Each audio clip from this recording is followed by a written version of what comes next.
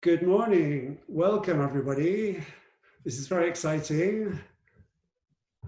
This is our first online seminar for teachers of A-level politics and advanced higher modern studies.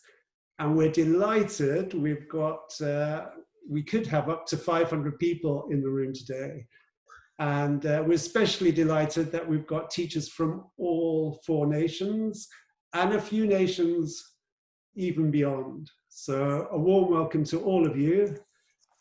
My name's David Carr. I work as part of the education engagement team at the UK Parliament. And alongside my colleagues, Rosie Gillam and Tom Mitchell, who are also in the room today, we work with teachers of all phases, from early years and reception right through to primary, secondary, to post-16, which of course this event is for today. We do a lot of initial teacher training with universities and school college-based teacher training organizations. So if you have any contacts with any PGCE or PGDE program leaders, we'd love to hear from you. We're especially delighted today to be co-hosting with our partners, the Political Studies Association. By my reckoning, this is the 7th such event. The first one was in 2016 with the topic, what makes a good Prime Minister? And 10 days after we ran that session, there was, as you know, the leadership election for the leadership of the Conservative Party. But this is the very, very first online seminar, and we're thrilled that so many of you have been able to join us. So we're up to 242 right now. We're going to give it another few minutes.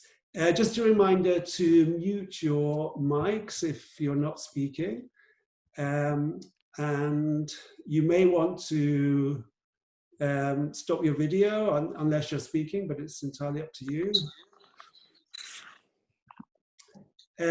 Normally, of course, when we've held these at UK Parliament, they've been full day events, and you'd even get a free lunch.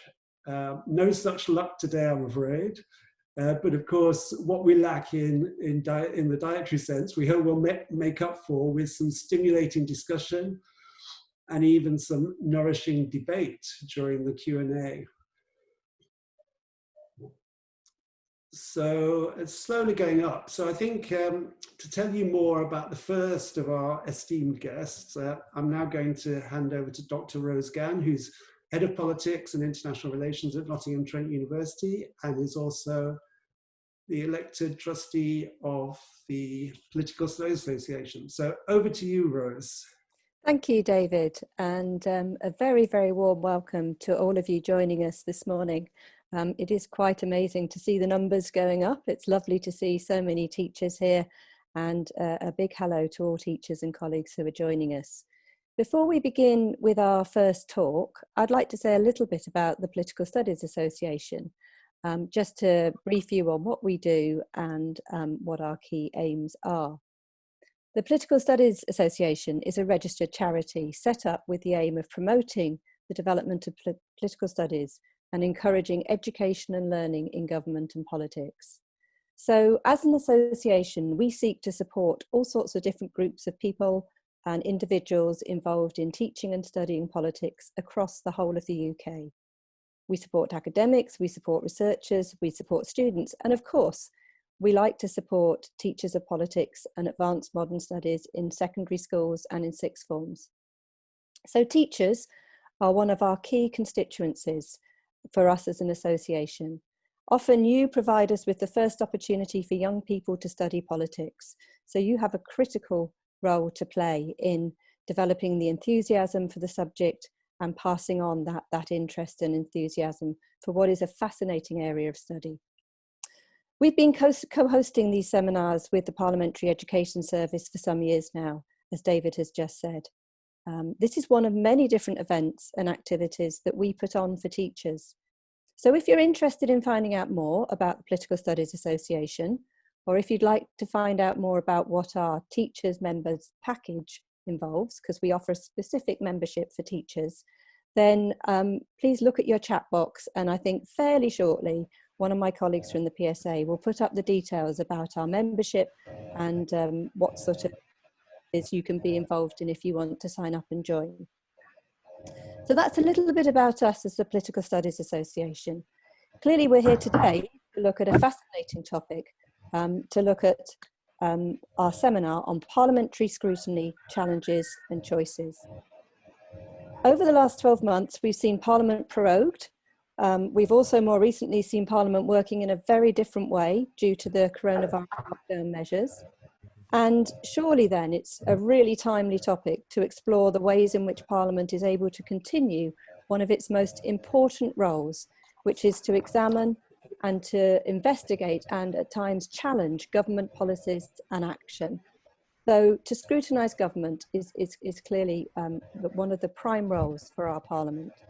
So I'm absolutely delighted to be able to introduce you to our first speaker today, Dr. Mark Bennister. Mark is a senior lecturer in politics at the University of Lincoln. His research focuses on political leadership, prime ministerial power, as well as governance and the role of committees in the UK Parliament. He leads on the Lincoln Centre for Parliamentary Research, and he's published on accountability in Parliament, as well as political leadership and comparative prime ministerial power and oratory. So I'm very delighted today to be able to introduce Mark to you. His talk is on how does UK Parliament hold government to account. Thank you, Mark. I'll now hand over to you. That's great. Thank you very much indeed, Rose. I hope everyone can hear me okay. So it's great to be here. I've got that little number going up, 264 participants. So it's great to see so many teachers here and joining us this morning. So I'm going to have a go at just sharing my screen. So hopefully everybody can see this. I'm going to have a short presentation, some slides that will be available to everybody as we go along, but also they'll be available afterwards as well. So, okay, so as Rose said, this is an extremely important topic we're talking about. It's very topical in terms of relating to current issues. We've had debates about about Parliament in terms of last year with Brexit, who controls Parliament, but also at the moment questions around scrutinising government policy in the current pandemic. We've had a hybrid or semi-virtual Parliament, and now we've had a return with social distancing as well, and a very different looking Parliament, all raising questions about accountability. I think we need to think about this question of how Parliament holds the government to account as being one of a fundamental democratic aspect, holding the government of the day to account, irrespective of the size of the majority of that government. This is fundamental to our democratic functioning.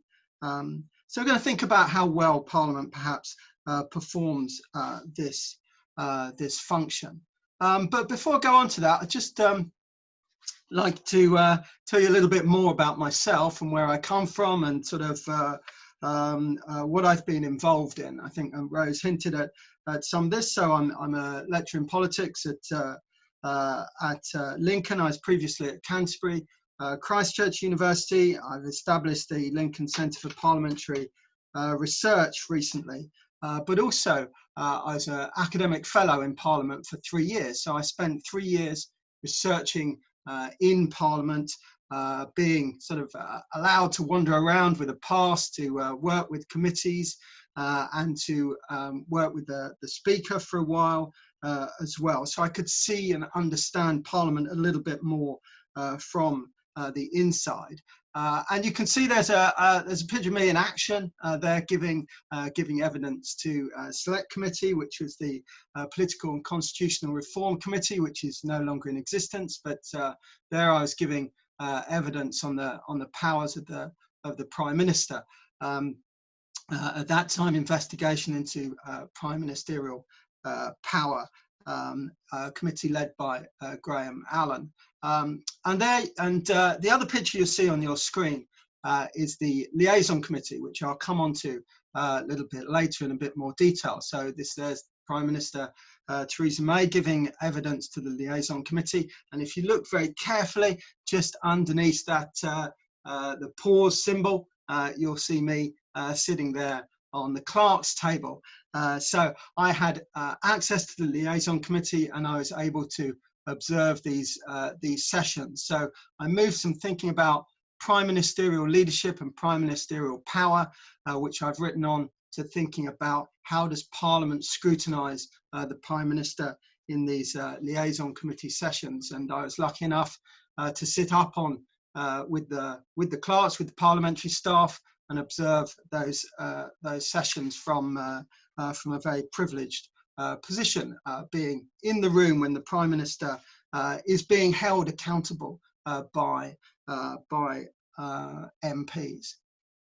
Okay, so that's a little bit about me, so you can get a bit of a understanding perhaps about sort of where I'm coming from, and I'm quite happy to answer questions, take questions on the chat as well, and afterwards about some of my experiences about being in and around Parliament as an academic.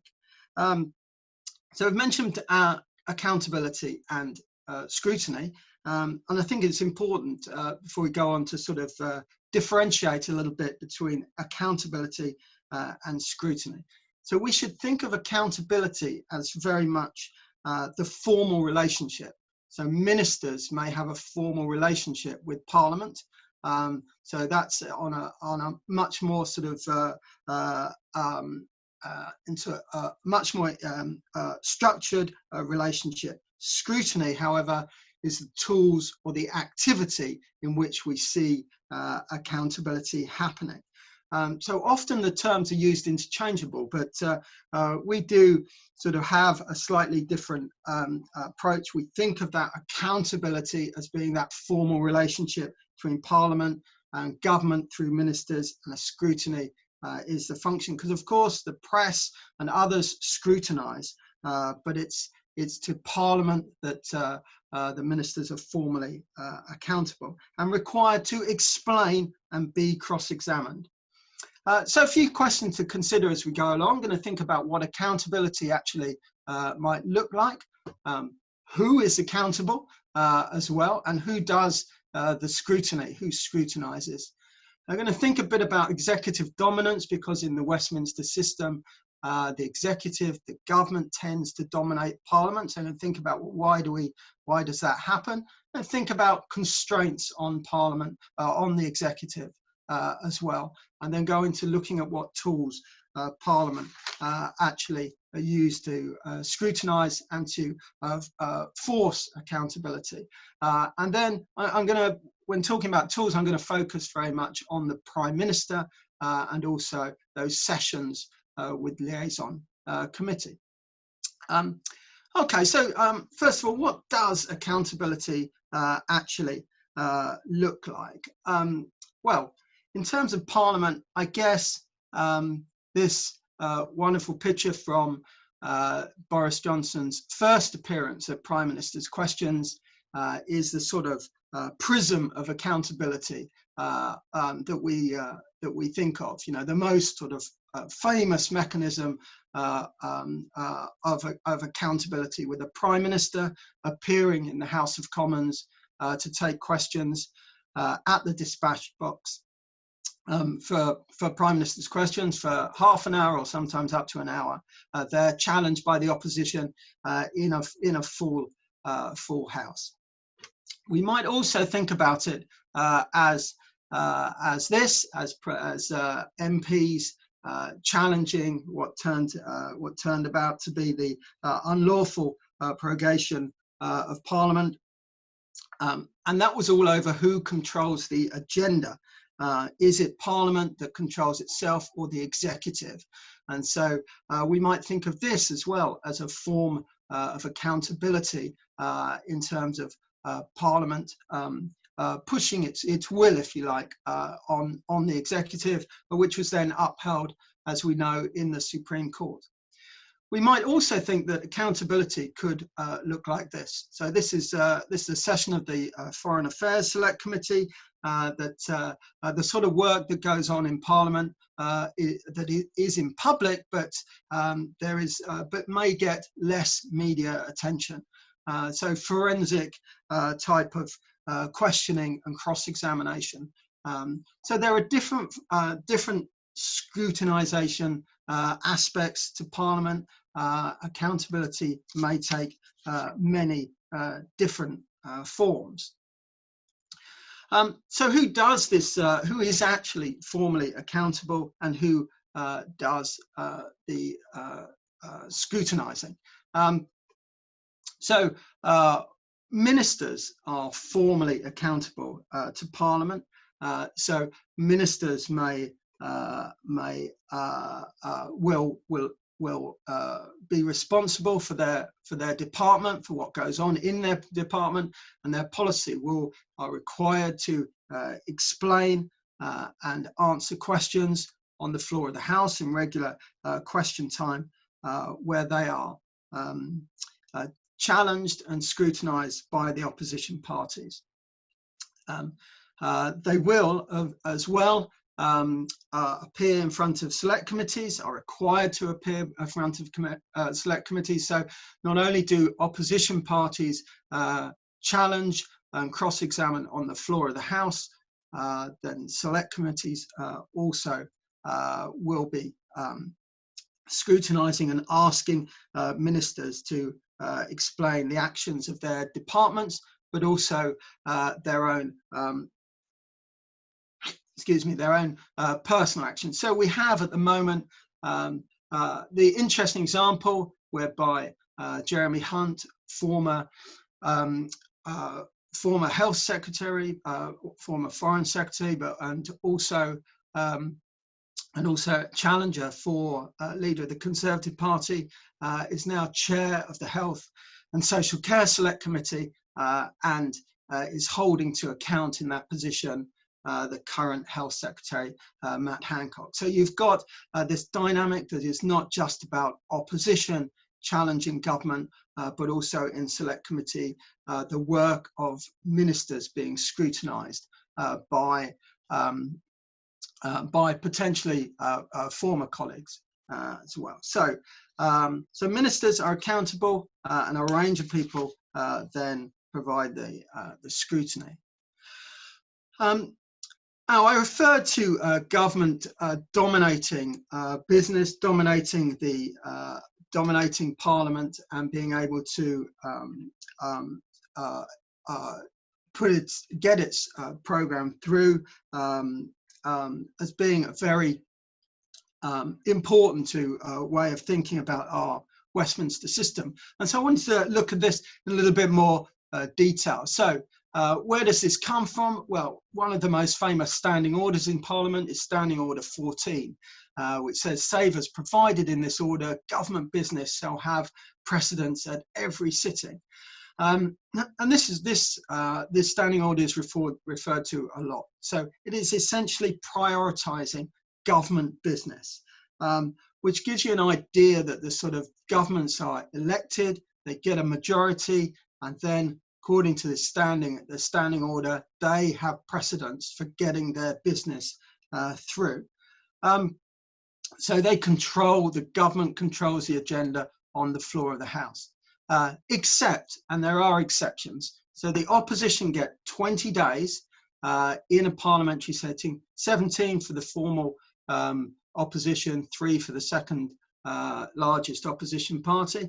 And those 20 opposition days, they can choose whatever topic they want to debate on those opposition days. There are 13 Fridays for private members' bills, so bills that are not government, that have come from backbenchers, and 35 days for backbench business.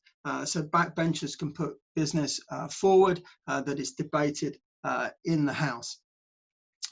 So those are the bits where the government doesn't really have control over what's what's debated. But government actually decides many other things. So it may decide on recess dates, so the length of parliamentary session as well. So we've had one of the longest parliamentary sessions, then followed by one of the shortest.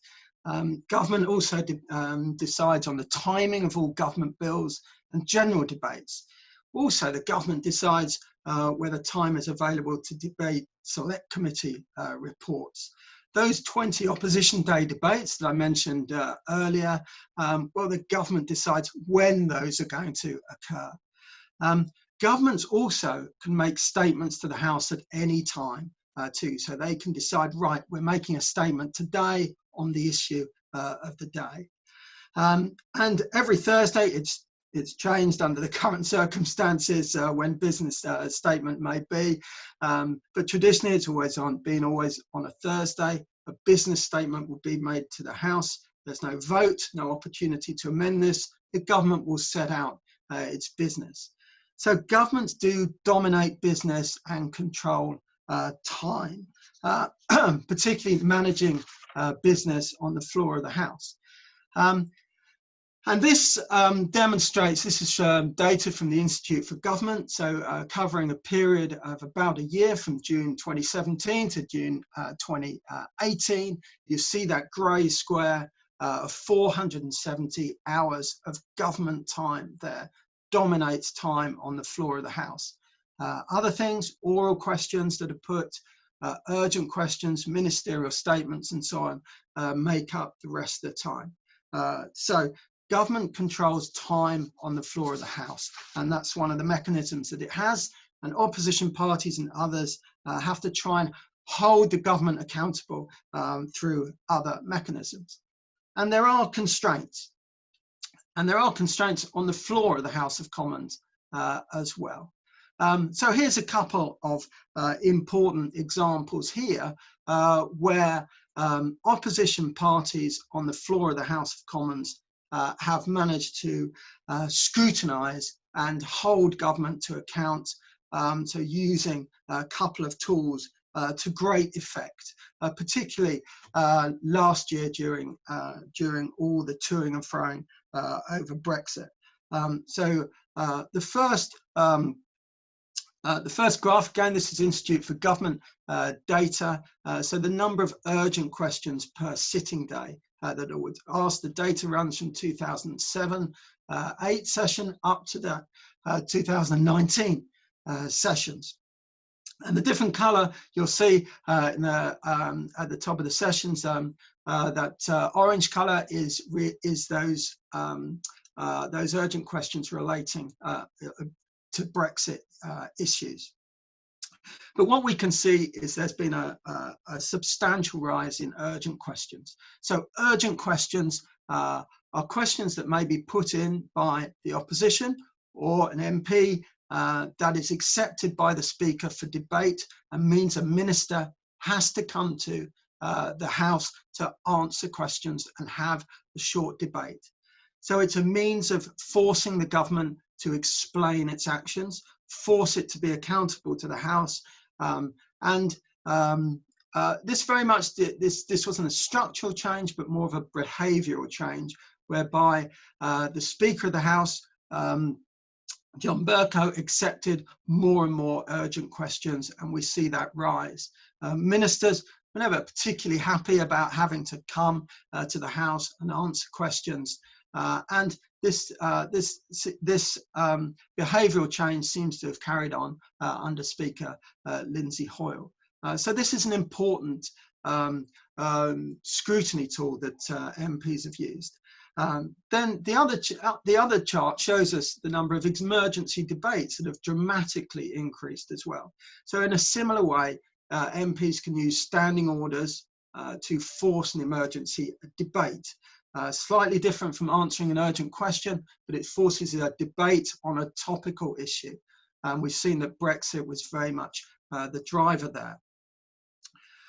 So this gives you an idea about some of the constraints on the executive that can still be exercised. There are, of course, many others in terms of rebellions or threats of rebellion from from MPs on the government's own side that can act as a constraint, and also the House of Lords. It's important to mention the House of Lords that could also act as a constraint on the executive. And perhaps later on you may hear a little bit more about questions and challenges in the House of Lords.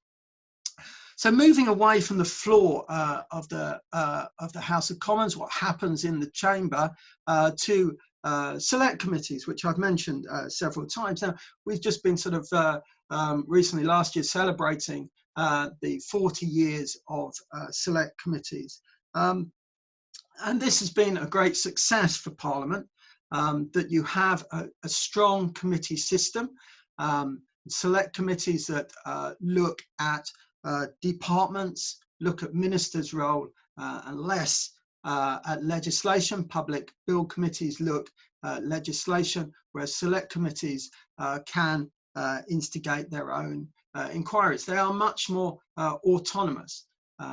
Chairs are now elected by the whole of the House, and so they have a mandate from the House. So they have their own sort of career route. They are less partisan as well. So select committees will contain members across the political divide. They are much more consensual. So they try to leave that sort of party politics at the door of the committee. They produce reports and recommendations. They are an important accountability mechanism, and they conduct their scrutiny in public.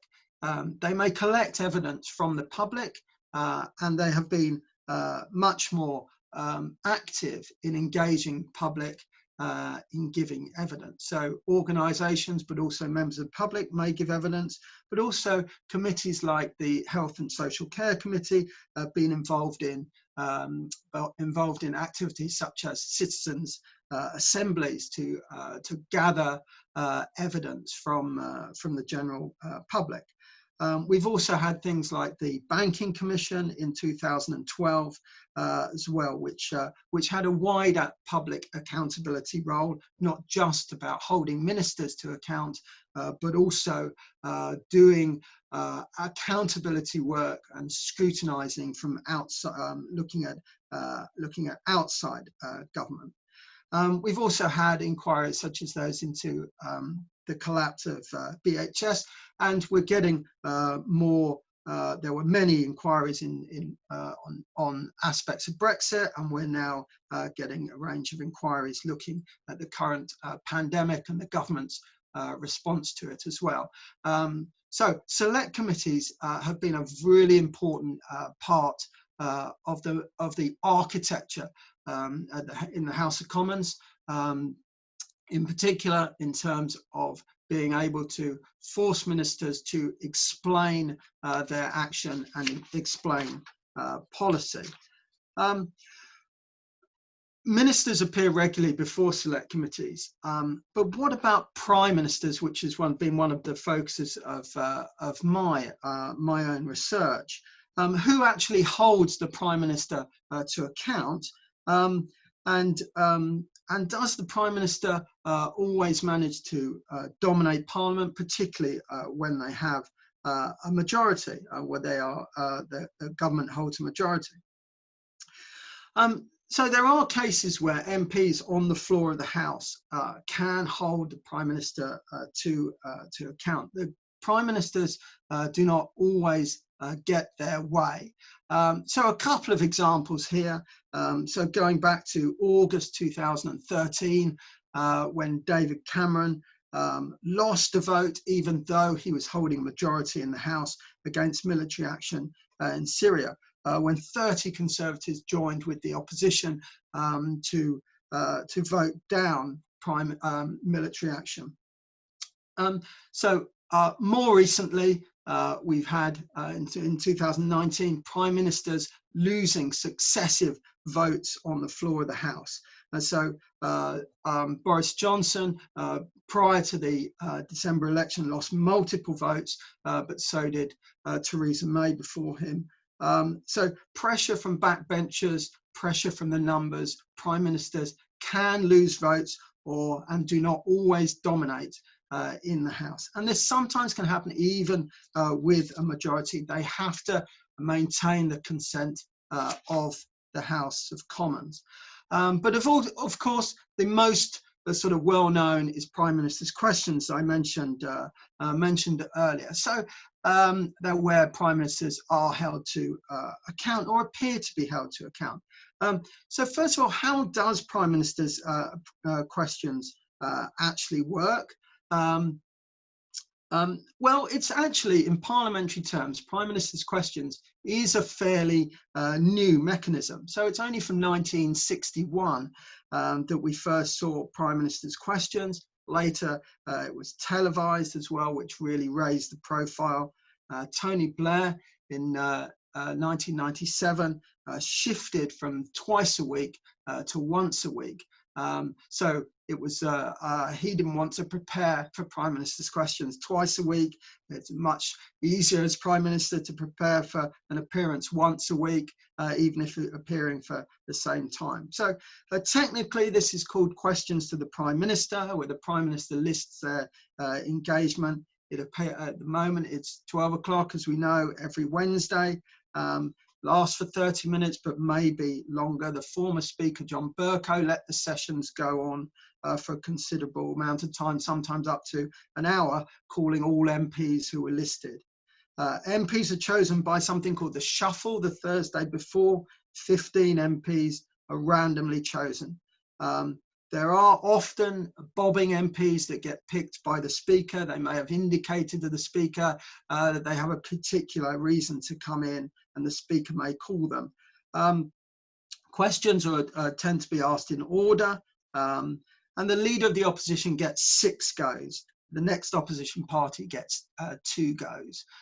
So there is a sort of formulaic nature to the way that it works every week. Is it accountability? Well, the Prime Minister may get very supportive questions from government backbenchers, and it's a chance for the opposition to attack or hold or try to hold the Prime Minister to account to answer questions. Questions tend to be often about constituencies. Is it accountability if only 427 of MPs out of 650 can actually sit in the chamber? At the moment, of course, with social distancing, there's a limit to how many MPs can be in the chamber. But it is still the main event, the Prime Minister versus the Leader of the Opposition. It's accountability in the sense that the Prime Minister has to prepare.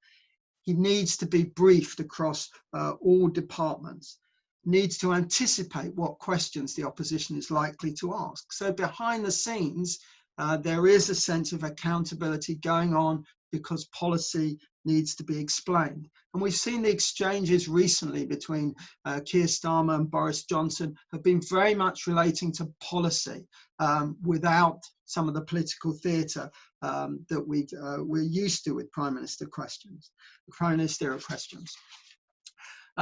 So does it matter at all, Prime Minister's questions? I think it's a regular pressure point for Prime Minister, for the Prime Minister and the potential replacement. So it is an intense political high point of the week.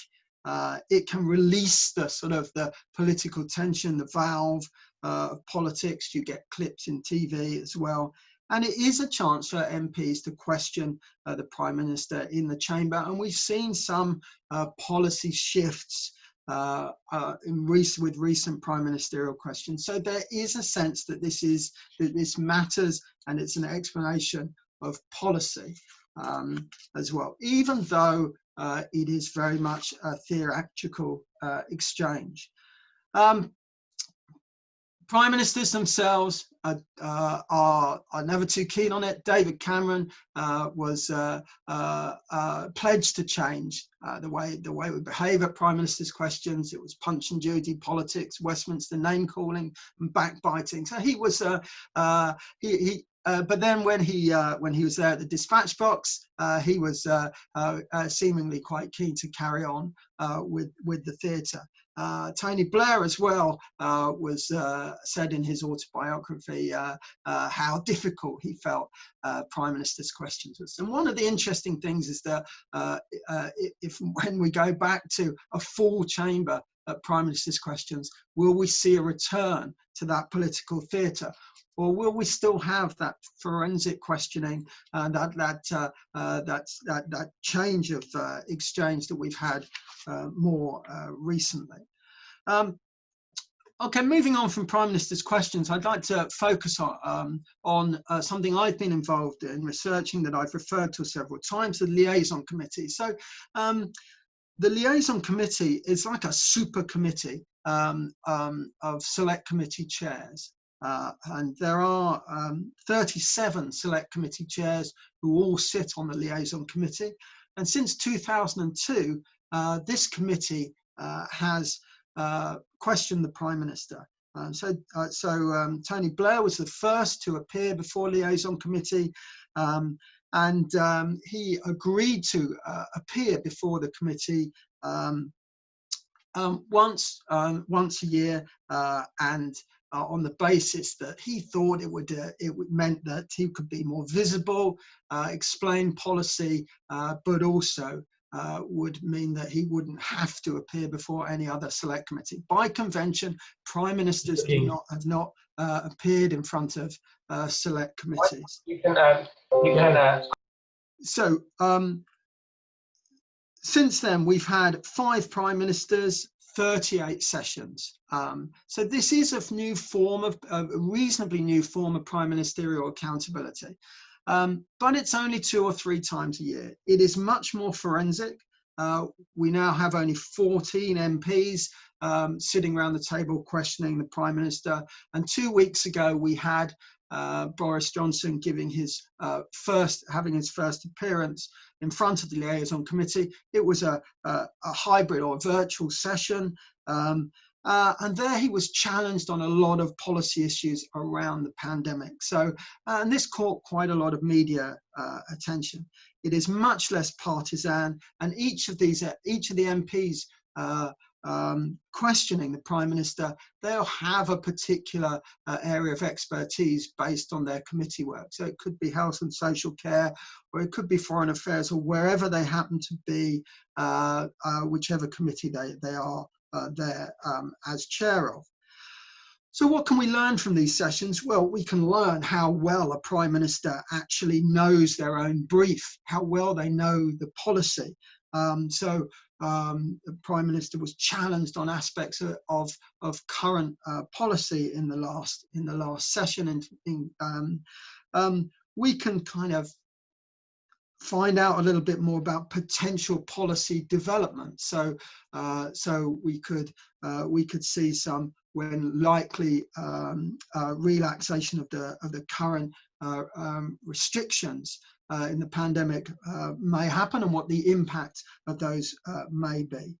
But it also, really importantly, we can think about how decisions were made in number 10 by questioning the Prime Minister in this arena. And some of the best sessions have been about, well, who did you talk to, Prime Minister? Who advised you on this particular policy? Is it effective? Well, some sessions have worked better than others. I think timing is very important. So the last session, coming just after the Dominic Cummings affair, was quite a lively session, albeit as a virtual session.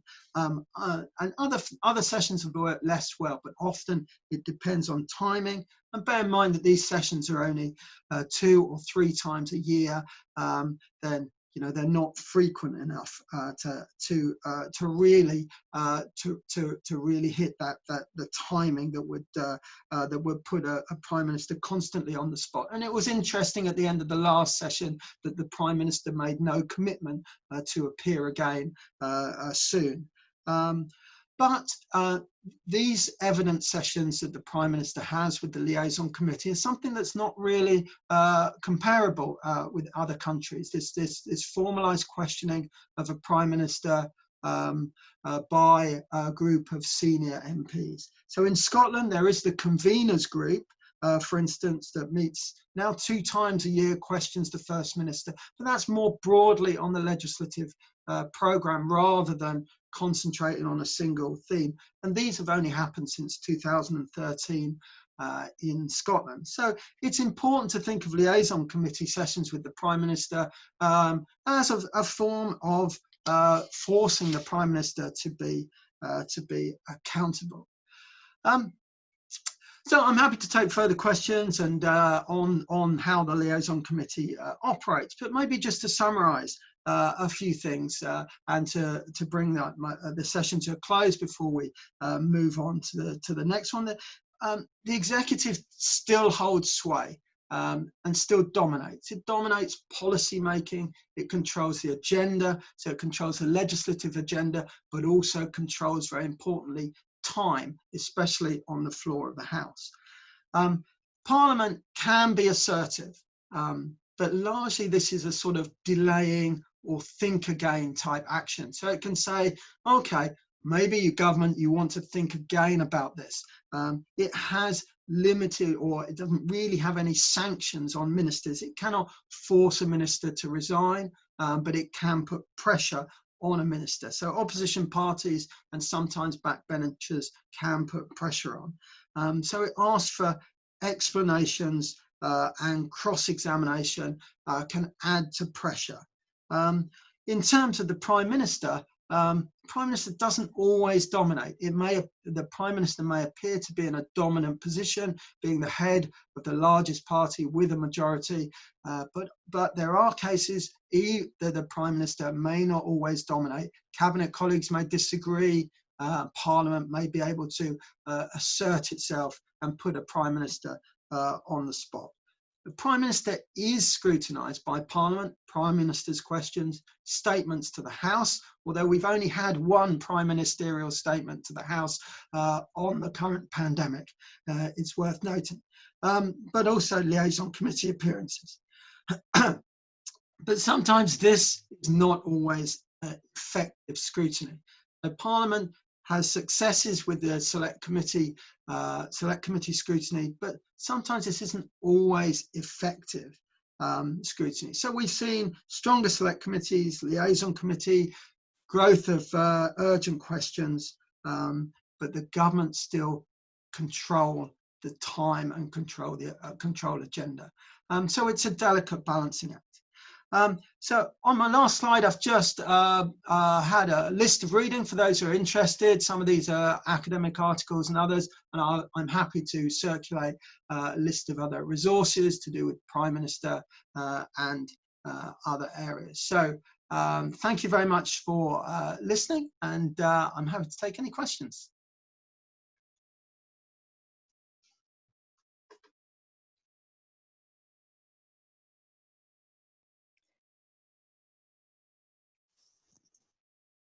Thank you very much, Mark. That was very informative. Really, really appreciated that. I think we've got just a couple of minutes to perhaps ask 1 or 2 questions of Mark before our next speaker. Thank you hugely, everybody who has been feeding us with lots and lots of questions, Mark. They've been pinging in as you've been speaking. I'm just going to pick out one, if I may, and we will try and get back and answer all of these in the fullness of time when we move offline to look at them. But questions just following on Mark around Prime Minister questions, really. A couple of sort of questions coming through about, is that really fit for purpose now as a means of scrutinising the Prime Minister?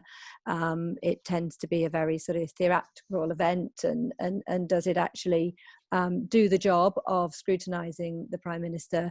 And added to that, another question that's come in is this question of whether actually Prime Minister questions have been more effective since the chamber has been reduced and smaller, to sort of reduce that sense of theatre and show, if you like. So maybe you could just give us your thoughts on that question. Mm-hmm. Great, thank you very much, Rose. There's kind of 2 parts there. I think that the Prime Minister's questions has had a lot of criticism from academics like myself and others, but also from those in Parliament as well, saying that, well, you know, has become more theatrical, more partisan as well.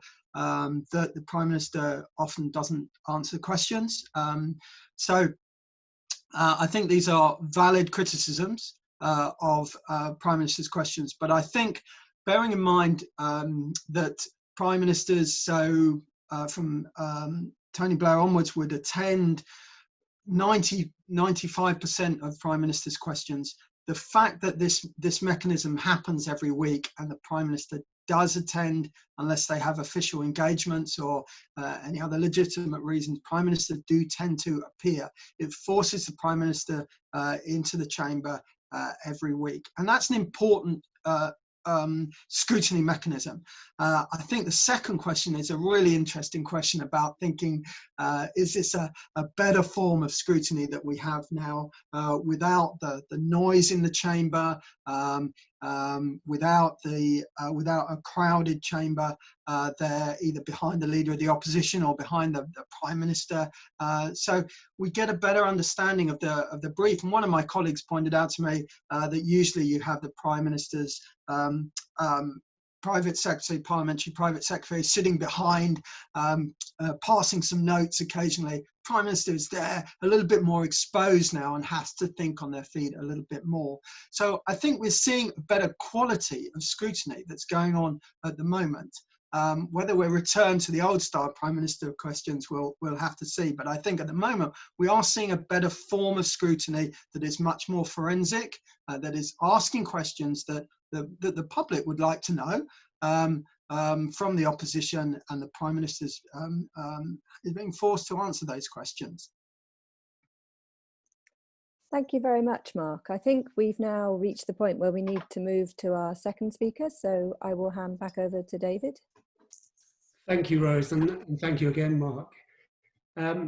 I'd just like to say a few words of welcome to the Right Honourable, the Baroness Morgan of Coates in the county of Leicestershire, to give her full title.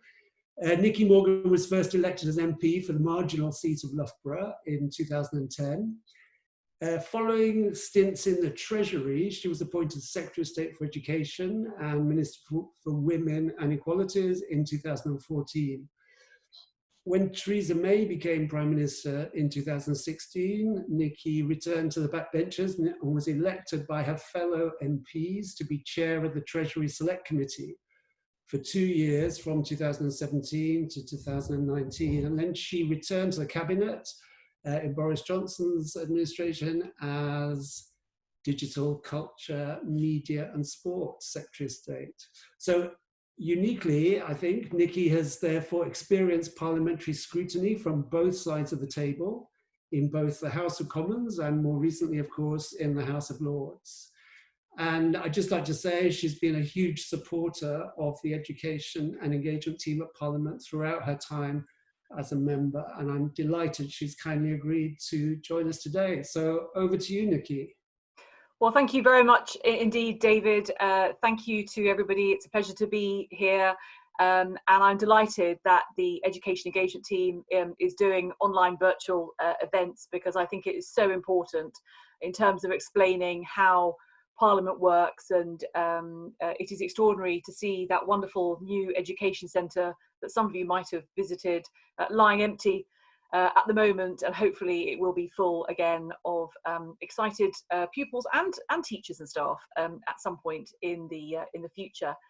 As David said, I wanted to give you perhaps just a flavour, and I came in just at the end of Mark's question, or Mark's presentation. I heard the questions of what it's like to face questions.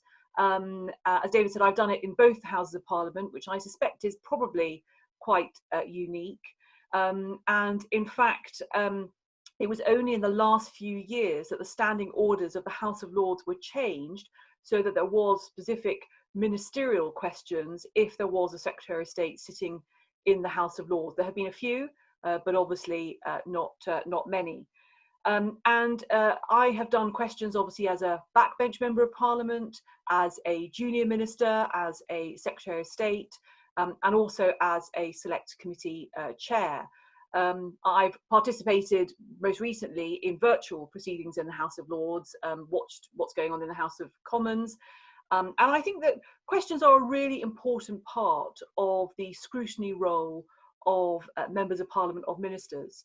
And although there may be many criticisms of virtual proceedings and things that don't quite work well, at the end of the day, the ability for backbench MPs and peers to ask questions of ministers, for ministers to have to stand there and answer, but also for their officials to have to draft the answers, is still a very important ask of government.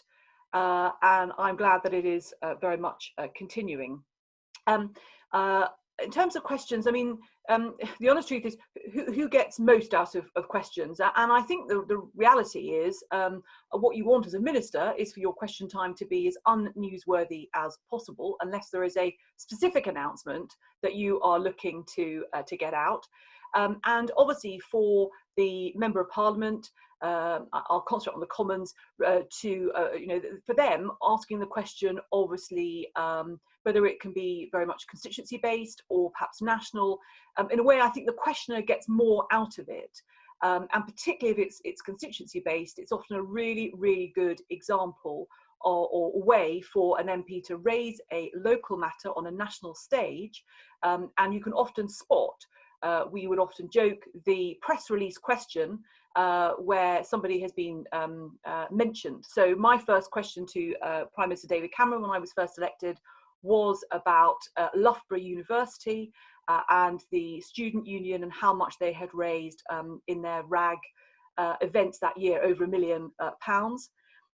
And the first virtual question asked by a backbench Member of Parliament recently was by Luke Evans, who is the Member of Parliament for Bosworth, who asked a question about the reopening of zoos because he has Twycross Zoo in his constituency. And that's a really effective way of highlighting a local issue, putting pressure on the minister, and he's done that a number of different ways and got to the stage where actually the announcement's been made, obviously, about the reopening of zoos. My first time, so obviously as a whip, which I was first of all, whips are assigned different government departments to look after, and you are expected to be there to monitor how your ministers in your department do in terms of questions. I heard Mark talking about the PPS, the Parliamentary Private Secretary. Part of their role in terms of questions, obviously, is when the list is published of who's asking a question, is to contact the MPs, particularly on the government side, and to find out what the supplementary is going to be, whether there is a particular answer that is needed. By and large, although you may know what the question is going to be, they're often very general, the first question, and then it's a supplementary in which there's a detail.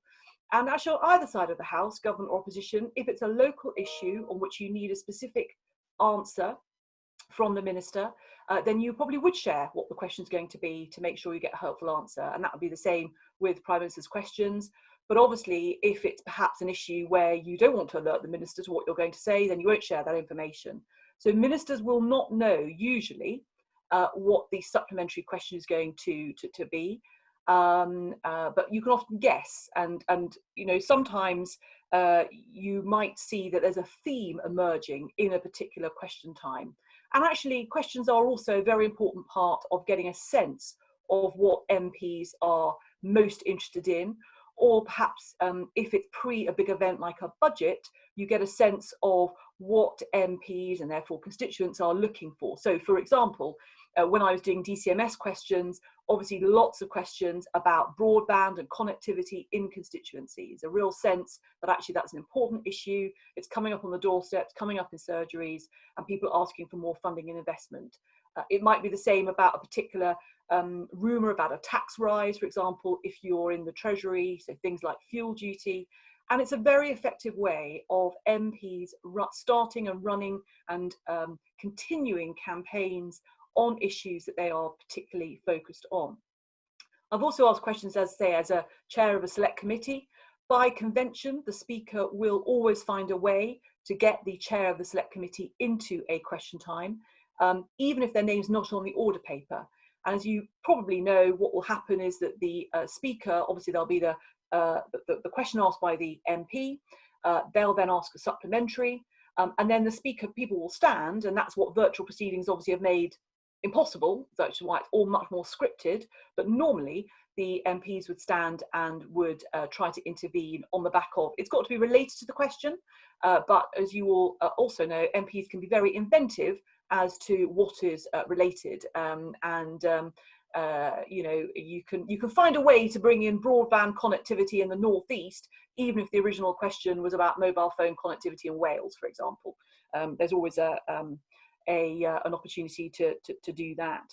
There is enormous timing pressure, and I suspect that, I don't know if you've already asked it, but one of the questions obviously is, well, you know, why are the questions not answered? Well, sometimes, frankly, the Minister, you don't have the information. Sometimes you don't want to particularly go into the details. It may be something that's not been worked out, or a policy that's still in formation, or equally, you know there's an announcement coming, but not quite ready to make it yet. But of course, there are some questions where, you know, it's easy to ask a short, pithy question. Actually, the answer is pretty long and complicated. And frankly, there isn't the time. The Speaker wants to get through, in both houses, they want to get through as many questions as possible. And so you'll often see there's a real time pressure from the Speaker on the Minister to make sure that they get through as many questions as possible as those on the order paper. It moves incredibly quickly. I remember my first questions that I did as a junior Treasury Minister. You know, I think anybody, however good you are at, or accustomed you are at public speaking or anything like that, there's a real sick feeling in the pit of your stomach. You know, it's high profile. The sketch writers can be there, particularly if there's a controversial issue being faced by the department or a newsworthy Secretary of State. And it's a high profile platform in which to make a wrong step, but equally it's one of those places where you hone parliamentary skills, both as a backbencher in terms of asking questions, but also in terms of being a minister and answering them. It's, you know, it's high octane, it's high adrenaline, it's an hour, usually probably, I mean, John Bercow used to make sure it definitely was an hour. Lindsay Hoyle is much more, I think, watching the clock.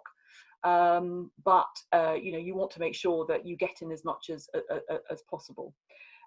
So I think, David, I'm going to leave it there. I hope that's given a sense of questions, and very happy to answer, you know, your questions from all different perspectives.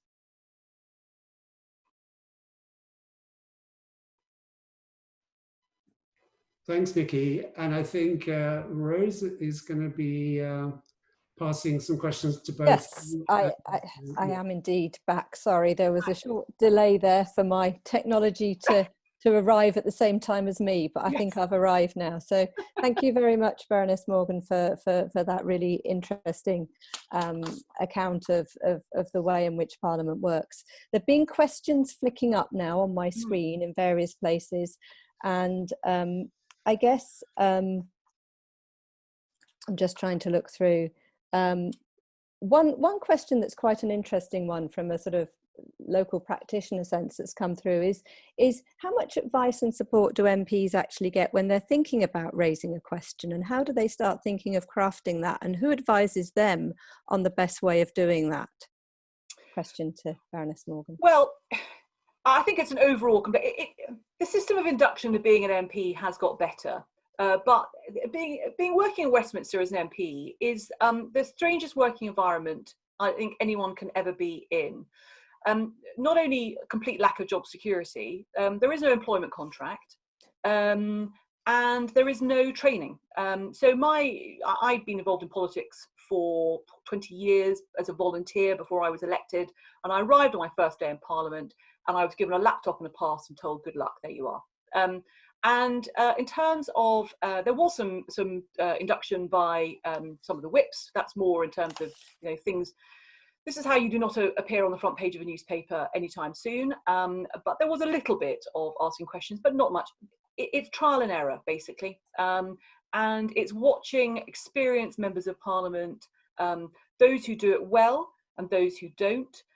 Those who are able to ask pithy and effective questions, and there are some people that never quite get that skill, and there are others who do it beautifully on all sides of the House. And I think it's also about having a good issue to ask about. Now, there are two types of questions, I suppose. There's the question that genuinely is sort of, I say, constituency based, or it's an issue, a national issue about something that people really care about. And there are also the questions that the whips would like you to ask, because that helps the minister to get out something useful, or it takes up some time to avoid any more difficult questions. And I think we can all spot those questions from a mile off. And I think for MPs, the challenge and the trick is to, if you're asked to, if you think, I'm going to be helpful and ask a question to help the minister, is still asking it in a way that means it is relevant to your constituency, and it doesn't just completely look like it has been written by somebody else. Some MPs will have researchers to help them, but I think ultimately, at the end of the day, it is up to the MPs, because they are the ones asking it. And there's also a skill in terms of not reading. You're not meant to read things in the chamber. Obviously, when people are new, they will literally read every word, but over time, hopefully, people don't do that, to make sure it's more interactive. Thank you. Very interesting answer there for us. I have got another series of questions, which I can probably ask both Baroness Morgan and Mark to answer if they like. And this is all around the role of select committees, and we've heard a bit about them from both talks now. And I guess there's a whole group of questions that have come in, so I'm going to kind of gather them together. And those questions really are around their effectiveness, how effective from your different perspectives, looking at these areas of work of government, are select committees. How much do their recommendations actually get accepted? I mean, do they actually have any effective change to them? How does that work? And then there's a really interesting question that came through a while back around the use of social media to engage community. So can the select committees, or do they reach out more, and should they be reaching out more? Because of course that important route in for the public to actually start setting some of that scrutiny or questioning of the role of government.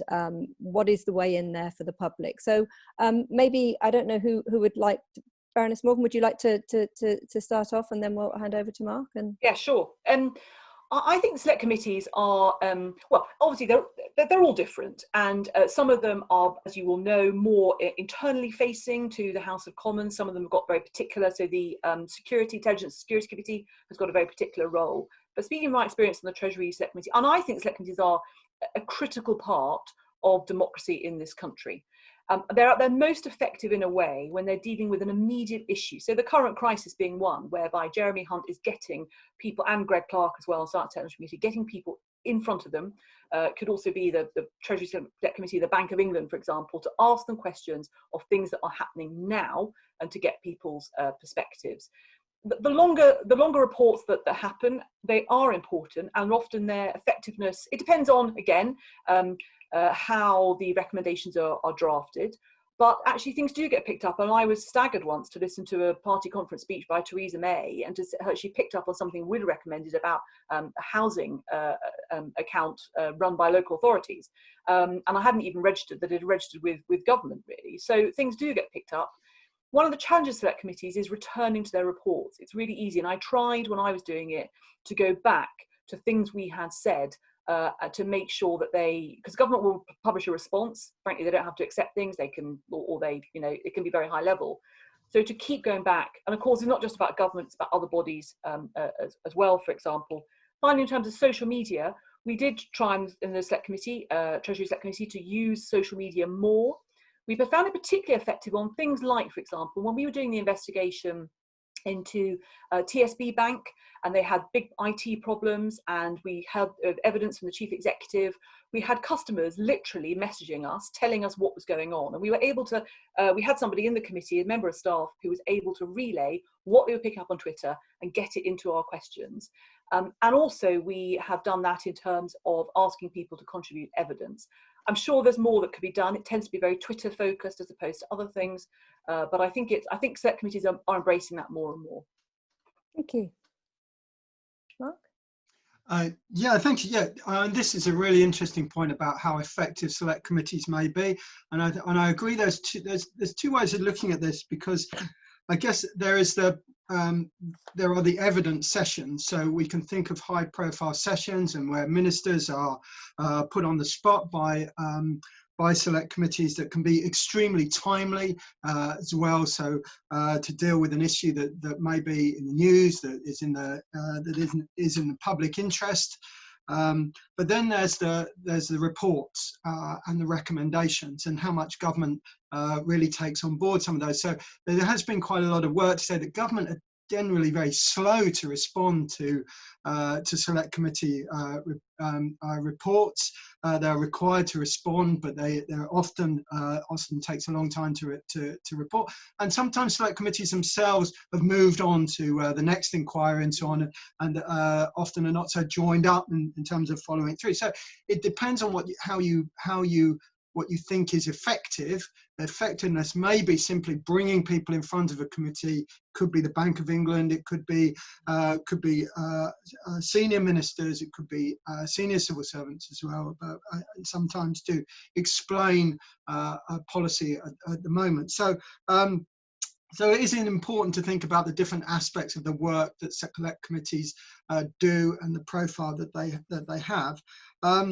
It's important to note that reports are very detailed and can make a whole range of recommendations and can put ideas in the public domain, which is really important. That could be taken on by a range of different players as well. So they have that role too. On public engagement, I think select committees are a lot better at this now.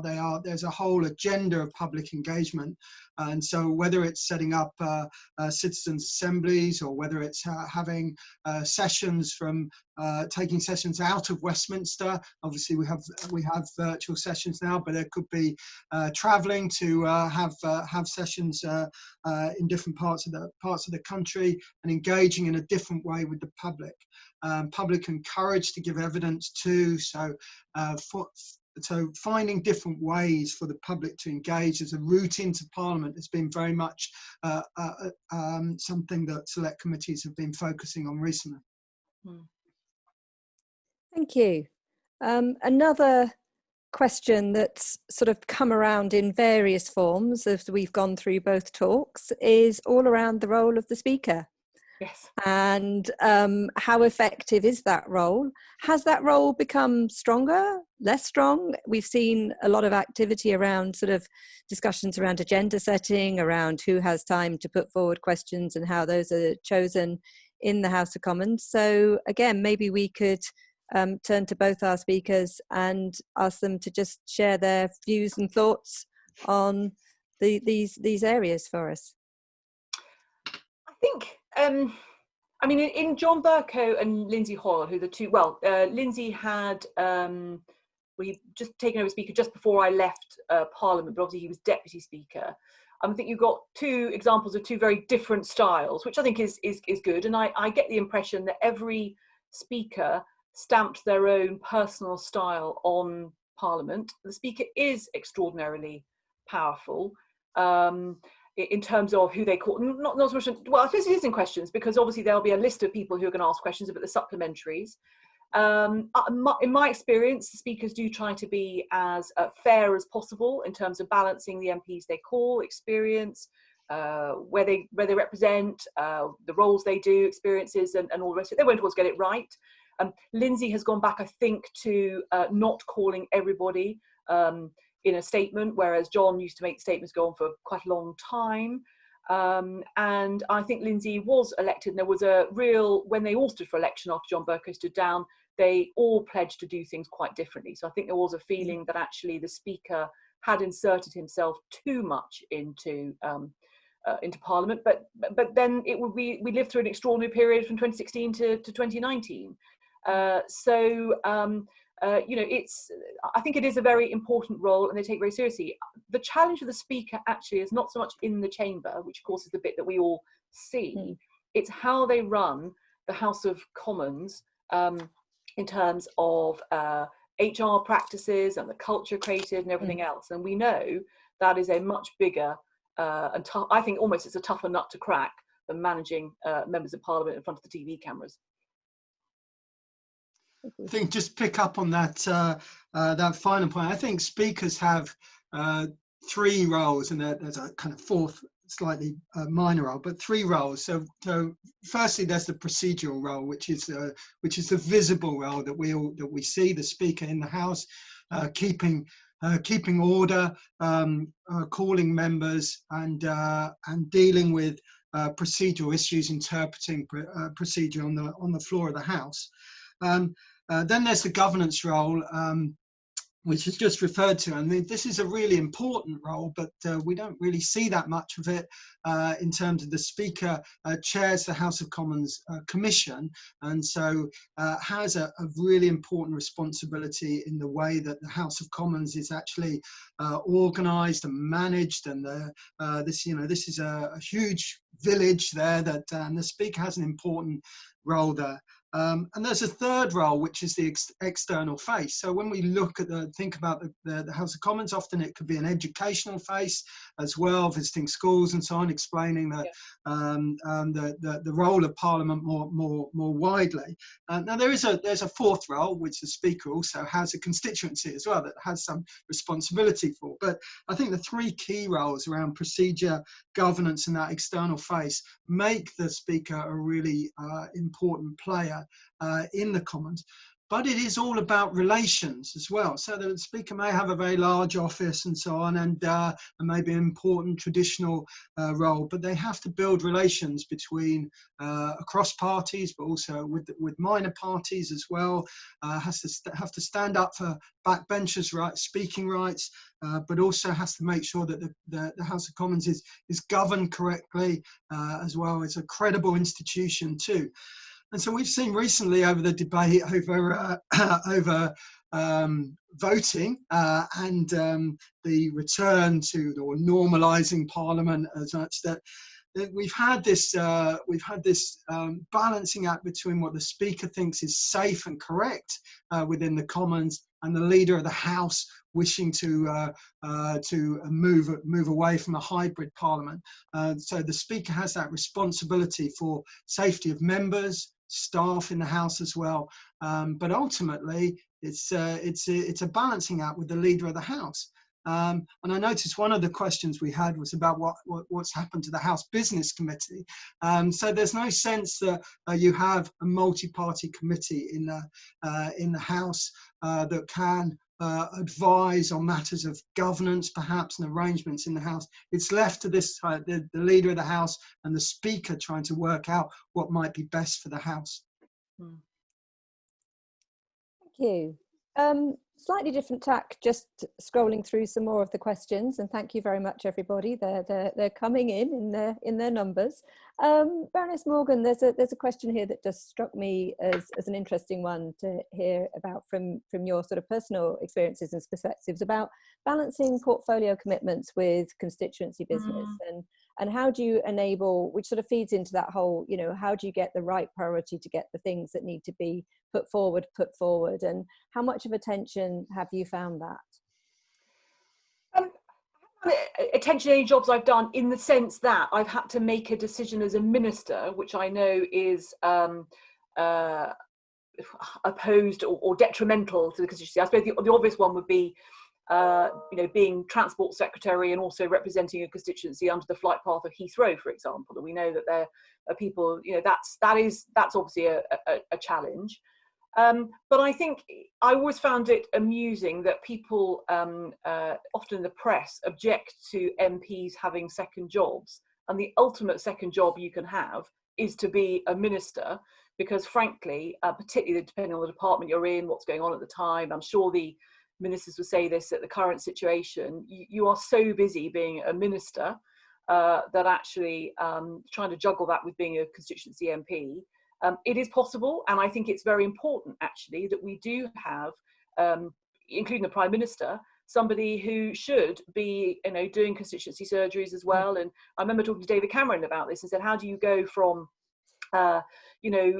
worrying about international affairs to thinking about what's going on in the constituency? He said, well, I like thinking about the potholes in Whitney because it reminds me of who elected me to be here and what they care about. And I think that is very levelling for ministers and prime ministers.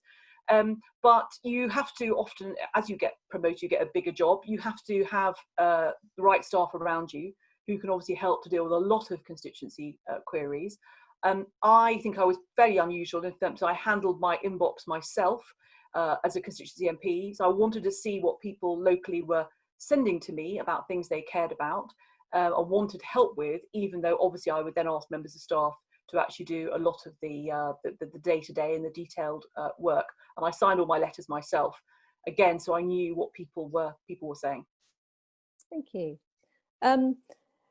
Another theme that I've picked up, if we can continue to ask our two excellent speakers to answer some of these questions, I just think we'd quite like your thoughts on what you see as the kind of biggest threats to scrutiny and to holding government to account, if you like. And I'm asking that question because of the various debates that are going on in the chat box around how do we hold people like specialist advisors to account?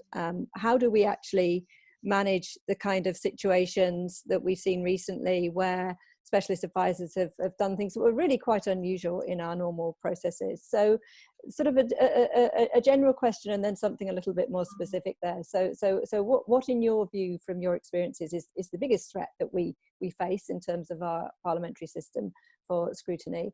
And is there anything there that we should be, you know, how do we manage this growth of specialist advisors and the idea that they are there unelected and playing quite a powerful, important role in informing and influencing?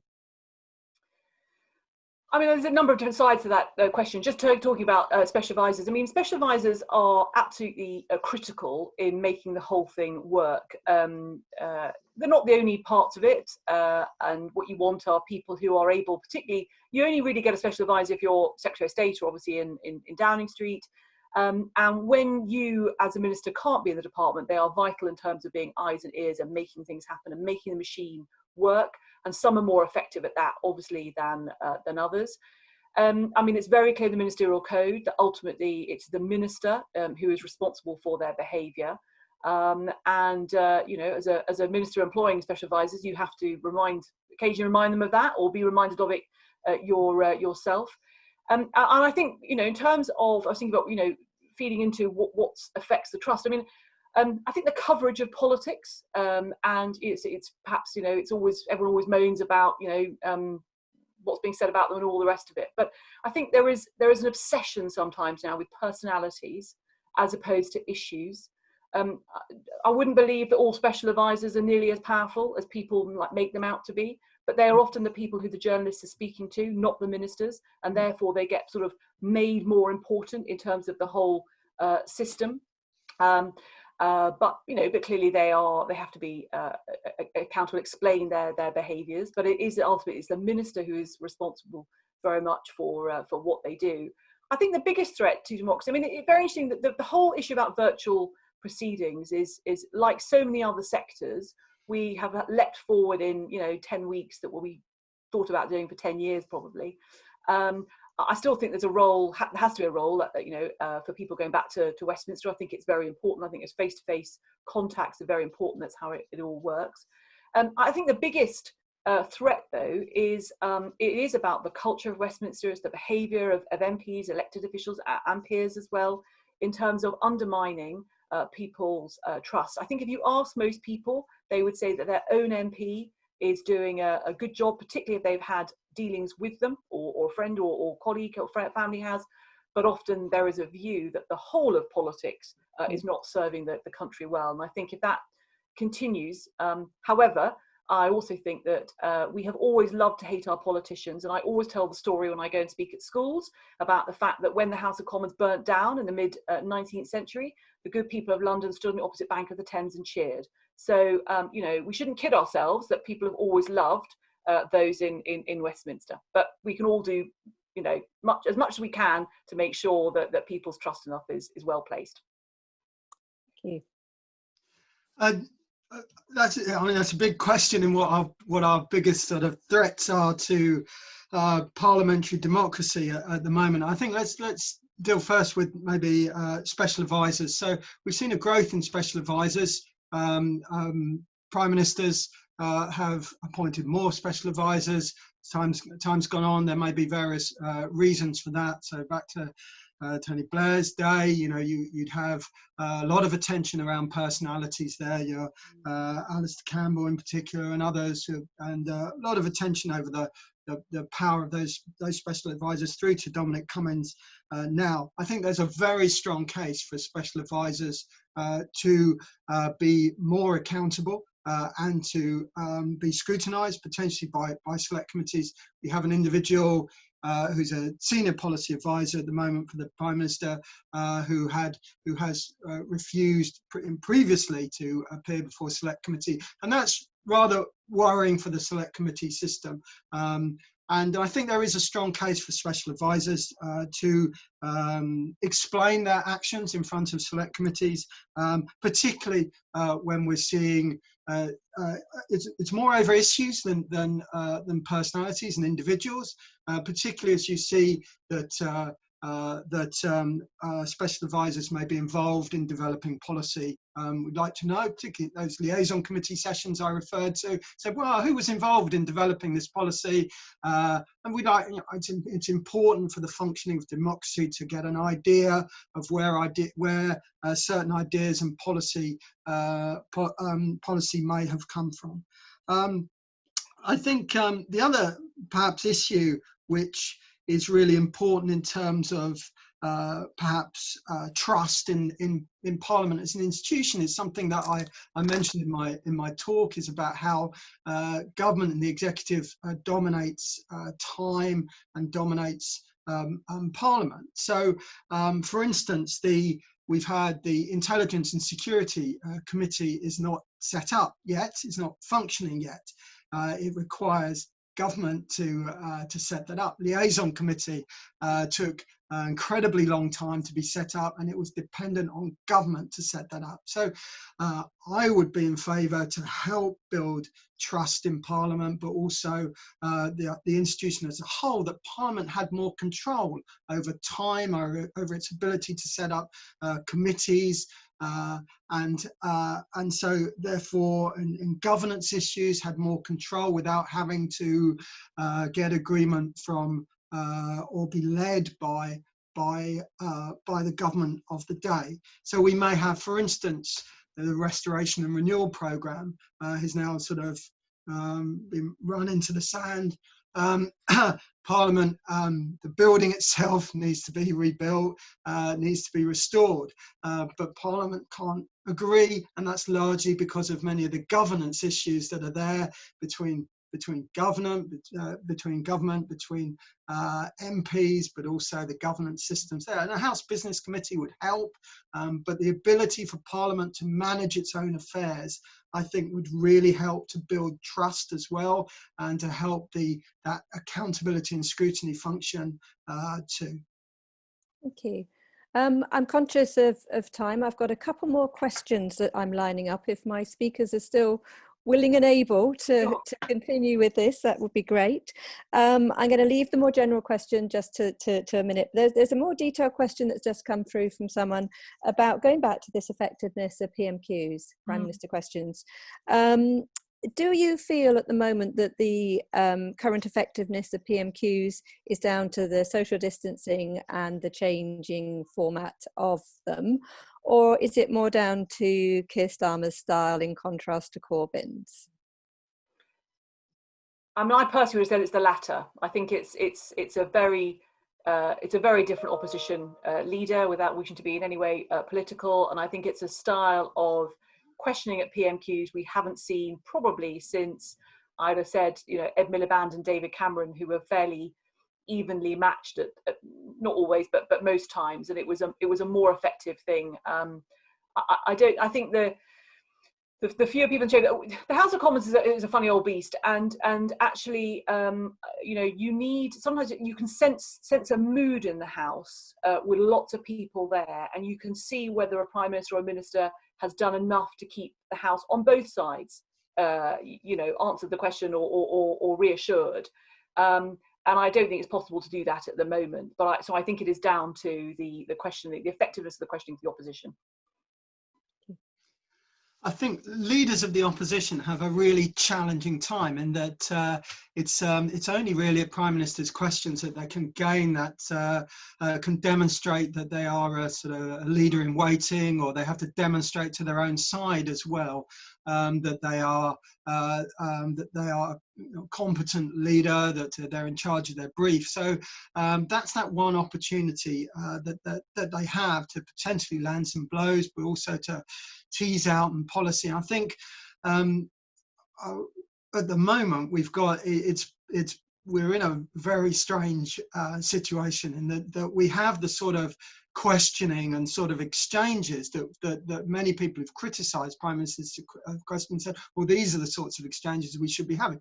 Now, that's partly to do with a different type of questioning from the leader of the opposition, but also it's due to these extremely unusual circumstances where there's less noise, it's not a full chamber, and so on, and we've probably got a lot of emphasis on this on these exchanges as well. They're all about the pandemic and the government's response as well. So very unusual circumstances, but I think it's a combination of those circumstances, but also a slightly different style of questioning as well. But then every leader of the opposition wants to have a sort of different style of questioning to try and wrong foot the Prime Minister. Thank you. So I think a sort of another question that came in a while back, which I think is probably going to be our last question for this session. It's a more general question, again, to both of you, please. If you could reform one aspect or one element of the scrutiny process, what would it be and why? Gosh. Okay, I'll go first. Sorry. That's a tough one. I think bearing in mind that I've conducted a lot of research on Liaison Committee, I would have much more regular sessions and not leave it to the discretion of the Prime Minister whether they attend or not, because I think, referring back to our last question about sort of those type of exchanges with the Prime Minister, I think there's a potential for that Liaison Committee evidence sessions for the Prime Minister, if they're more regular, to be that sort of forensic scrutiny of policy that could really benefit the House of Commons as a whole. At the moment, they're rather infrequent, but I think that if those sessions were much more regular, then we could see a sort of a different type of dynamic to scrutiny of the Prime Minister. No, I think that's right. I mean, when I was on Liaison Committee, we also talked about whether other ministers should come forward Liaison Committee, particularly the Chancellor, actually. I think the bit for me that I say doesn't work, I think has changed dramatically, is the scrutiny of legislation and the detail in which that's done. And that's fascinating, seeing the difference between the House of Commons and the House of Lords. In the House of Lords, I think there's more time, but of course there's often more expertise, and they take the revising chamber responsibility very seriously. I think in the Commons, just because the role of being an MP has changed so much to being much more of a constituency champion and everything else, I think many of the older, long-serving MPs feel that actually the role of really scrutinising legislation and making it better has diminished. And I think really, if you're a government whip, you want the legislation to go through as quickly as possible with as few amendments as possible. And I understand that from a delivery of business point of view, but I think that's probably something, that's when, poorly drafted legislation gets through, and then we rue the day and have to change it in a few years' time. Thank you. I think that's probably all we've got time for in terms of questions, and thank you very, very much to both our speakers. Just before we go, I'm going to hand us back to David. Yes, thanks, Rose. And yeah, thank you to both Nicky and Mark for such fascinating talks and for giving such candid answers to the really penetrating questions. So I hope, everyone, you've got lots to pass on to your students. As you know, this is the first online seminar we've done with alongside the Political Studies Association. We'd like to do more of them. So why don't you set the agenda? If you fill in the feedback form, you'll be able to suggest topics for future events, and also, convenient times for you. And a recording, as we said, of today's session will be available along with Mark's slides. And don't forget, Parliament Week begins on the 1st of November. If you sign your school up for Parliament Week, you will get a free resource kit. Okay, so what more? Better motivation can you have? So once again, thanks to Nicky and Mark, and goodbye to you all, and hope to see you again soon. Thank you. Thank you. Bye.